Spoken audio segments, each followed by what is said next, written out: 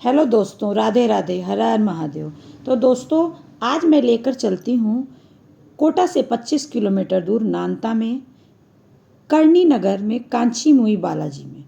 कांची मुई बालाजी मंदिर में एक अद्भुत प्रतिमा का दर्शन कराने, जिसे मैं भी देखकर आश्चर्यचकित हो गई। तो चलिए फिर चलते हैं नानता के अनोखे शिवालय में। रावण का शिव समर्पण। क्या आपने कभी ऐसी अद्भुत प्रतिमा देखी है जिसमें भगवान भोलेनाथ के साथ रावण अपना सिर काटकर महादेव को अर्पित करता हुआ दिखाई देता है? अगर मैं कहूँ कि ऐसी अनोखी प्रतिमा राजस्थान के कोटा शहर के 25 किलोमीटर दूर नानता क्षेत्र में मौजूद है, तो शायद आपको विश्वास करना मुश्किल होगा, लेकिन मुझे और मेरे पति को इस अद्भुत शिवालय में जाकर स्वयं दर्शन करने का अवसर मिला। आज हम आपको कोटा के नानता क्षेत्र में स्थित शिव प्रतिमा का दर्शन कराएंगे। जानकारी और अखबार में भी समाचार प्रकाशित हुआ था इस प्रतिमा का। बताया जाता है कि नानता की करणी नगर कॉलोनी स्थित में बालाजी मंदिर परिसर में भगवान भोलेनाथ का यह प्राचीन शिवालय है। अखबार में इसे लगभग 500 वर्ष पुराना अनोखा शिवालय बताया गया है। लेकिन इस मंदिर की सबसे बड़ी विशेषता क्या है? यह एक पत्थर की शिला में भगवान शिव का शिवलिंग और उनके सामने रावण की आकृति दिखाई देती है। रावण लगभग शिव को अपना शीश अर्पित करता हुआ दिखाई देता है। रावण ने अपना सिर भगवान शिव को क्यों चढ़ाया? धार्मिक कथाओं में रावण को भगवान शिव का महान भक्त बताया गया है। मान्यता है कि रावण ने महादेव को प्रसन्न करने के लिए कठोर तपस्या की थी। जब भगवान शिव उसकी तपस्या से प्रसन्न नहीं हुए, तब रावण ने अपना सिर काटकर एक एक करके भगवान शिव को अर्पित करना शुरू कर दिया। कथा के अनुसार जब रावण अपना अंतिम सिर भी अर्पित करने वाला था, तब भगवान शिव उसकी भक्ति से प्रसन्न होकर उसके सामने प्रकट हुए, उसे वरदान दिया। इस शिव भक्ति को यह मौजूद अद्भुत शिला में दर्शाया गया है। हमने स्वयं किए दर्शन भगवान के, भोलेनाथ के दर्शन। जब मैं और मेरे पति वहाँ पहुँचे तो हमने वहाँ मौजूद पंडित जी से इस प्रतिमा के बारे में जानकारी ली।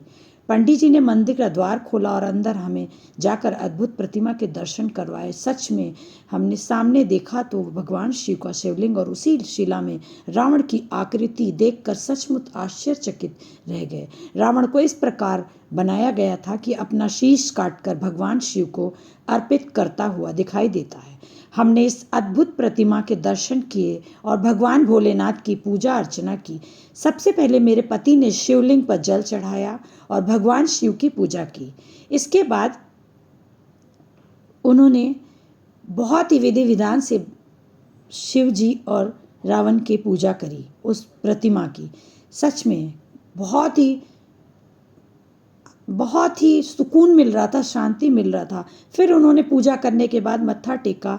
सच में वह देख करके बहुत ही सुकून मिल रहा था कि क्या आश्चर्यचकित हो रहा था मन की ऐसी भी प्रतिमा सच में रावण ने कभी ऐसा किया होगा।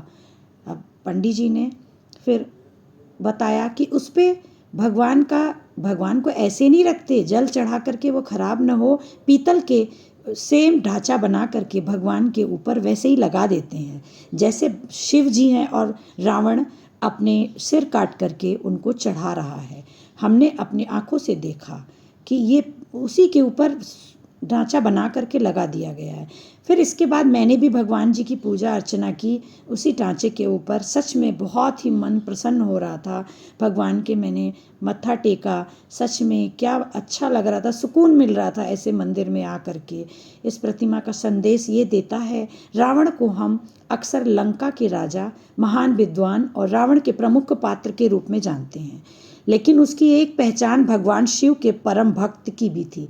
यह प्रतिमा हमें रावण की उसी भक्ति की याद दिलाती है। हालांकि रावण के जीवन में ज्ञान भक्ति के साथ अहंकार भी था, इसलिए उसकी कहानी से हमें संदेश मिलता है, सीख मिलती है कि मनुष्य के पास कितना भी ज्ञान और सामर्थ्य क्यों न हो, अगर उसके भीतर अहंकार आ जाए तो उसे पतन निश्चित हो सकता है।